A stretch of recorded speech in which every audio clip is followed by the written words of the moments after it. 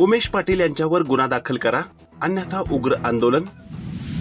भाजप नगरसेवकांचे तहसीलदार व पोलीस निरीक्षक यांना पत्र.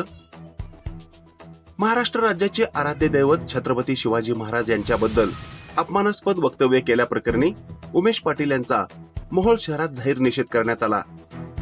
या संदर्भात मोहोळचे उपनगराध्यक्ष दत्तात्रय खवळे यांच्या नेतृत्वाखालील शिष्टमंडळाने तहसीलदार आणि पोलीस निरीक्षक यांना निवेदन देऊन संबंधित व्यक्तीवर कठोर कायदेशीर कारवाई करण्याची मागणी केली आहे.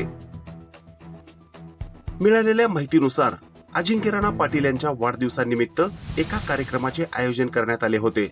या कार्यक्रमात उमेश पाटील यांनी अजिंक्य राणा पाटील यांच्या सत्काराचा फुलांचा हार छत्रपती शिवाजी महाराज यांच्या गळ्यामध्ये घातला, अशा स्वरूपाचे वक्तव्य केले. स्वतःच्या स्वार्थी राजकारणासाठी छत्रपती शिवाजी महाराजांच्या नावाचा चुकीच्या पद्धतीने वापर केल्याचा आरोप यावेळी करण्यात आला. शिवभक्तांच्या भावना दुखावल्या. निवेदनात नमूद केल्याप्रमाणे छत्रपती शिवाजी महाराज हे केवळ एक ऐतिहासिक व्यक्तिमत्व नसून ते तमाम महाराष्ट्रातील शिवभक्तांचे आराध्य दैवत आहेत. त्यांच्याबद्दल अशा प्रकारचे बेजबाबदार वक्तव्य केल्यामुळे संपूर्ण परिसरात संतापाची लाट उसळली असून शिवभक्तांच्या मनाला मोठी ठेच लागली आहे.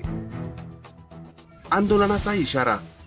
यावेळी प्रशासनाला स्पष्ट इशारा देण्यात आला आहे की उमेश पाटील यांच्यावर लवकरात लवकर कायदेशीर कारवाई करण्यात यावी. जर प्रशासनाने याकडे दुर्लक्ष केले तर लोकशाही मार्गाने तीव्र उग्र आंदोलन छेडण्यात येईल, असा पवित्रा नगरसेवक आणि पदाधिकाऱ्यांनी घेतला आहे. निवेदन देतेवेळी उपस्थित मान्यवर. यावेळी मोहोळ नगर परिषदेचे उपनगराध्यक्ष दत्तात्रय खवळे, नगरसेवक सुशील क्षीरसागर, माजी नगरसेवक मुस्ताक शेख, नगरसेवक प्रमोद डोके तसेच संतोष वायचळे, नागेश बिराजदार, राजेश सुतार, योगेश ओहळ आणि इतर शिवभक्त मोठ्या संख्येने उपस्थित होते. पोलीस ठाणे अंमलदार AS चव्हाण यांनी हे निवेदन स्वीकारले आहे.